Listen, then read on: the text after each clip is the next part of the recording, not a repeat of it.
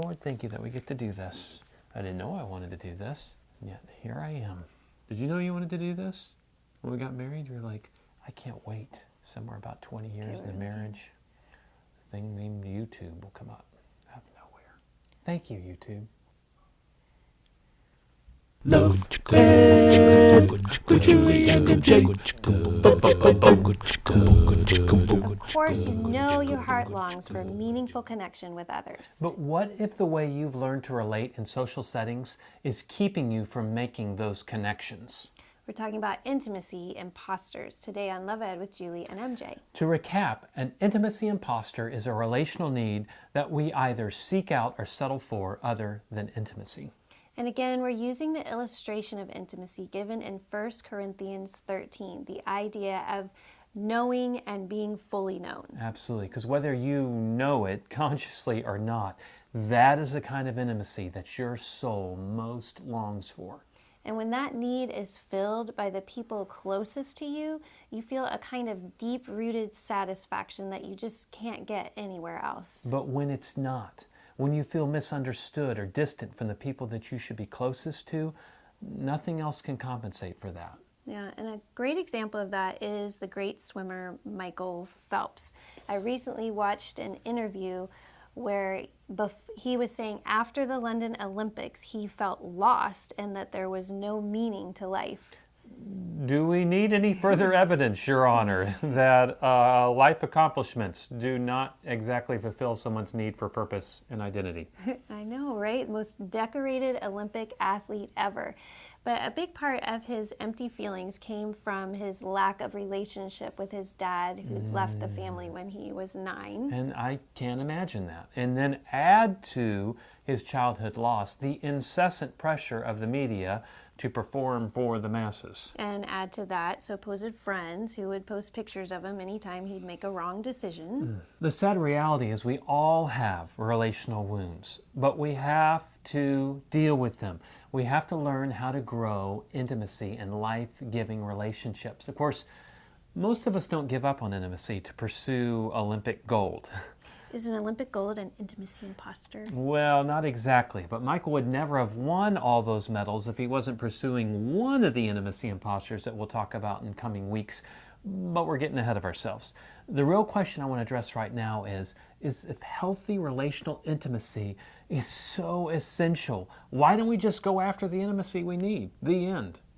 Well, for starters, true intimacy, getting to know someone intimately, is hard work. For reals, party people.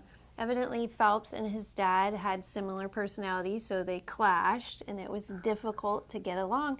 So Phelps just thought it's easier to distance himself and try to move on. Yeah, I think a lot of us can probably identify with that mindset. And yet, unlike the Olympic gold that Michael decided to pursue instead, many of the intimacy imposters that we'll discuss do not require intense training to achieve them. Yeah, some you don't even have to chase after. They'll chase after you. Truth. Two other reasons we seek out or settle for intimacy imposters instead of true intimacy is not only is it difficult to attain, it also requires time, tick-tock, and intentionality. And Phelps talked about that in his interview. He spent all those years avoiding and trying to get by without the relationship with his dad, but when he crashed and burned, he realized that he didn't want to keep running from it anymore. Then he took the time to make the intentional effort and take the time to reach out to his dad and do the hard work of learning to relate to him. Yeah. Now, a lot of times we think, well, I don't have the time, and I don't know how to be intentional. Michael Phelps felt that way at one time too, but what was true for him is true for us. We have to make the time. We have to set out to achieve intimacy. And then you have probably the biggest reason we seek out or settle for intimacy imposters. Knowing and being fully known requires vulnerability. So let me see here. It's hard. It takes a lot of time and intentionality, and I'm probably going to get hurt.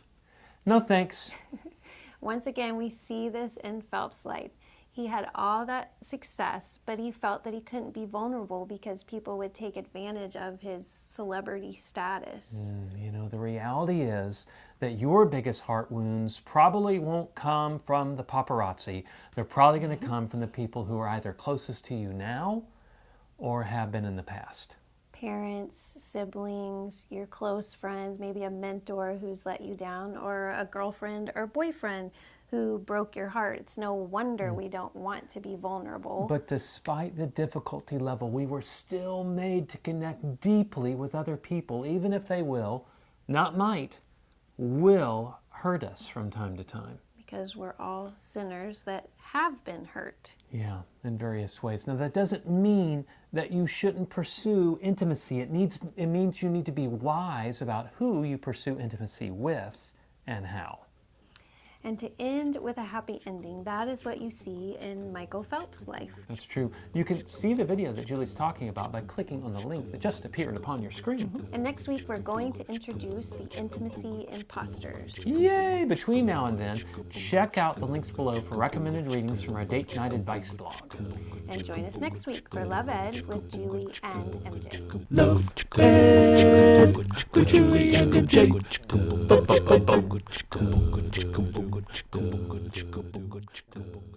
You gotta look at the camera.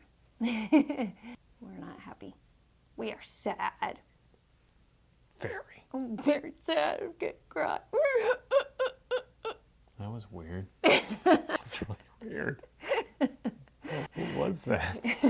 Did you really just... I can only pretend to act. I don't really know how to act. I think all actors are pretending.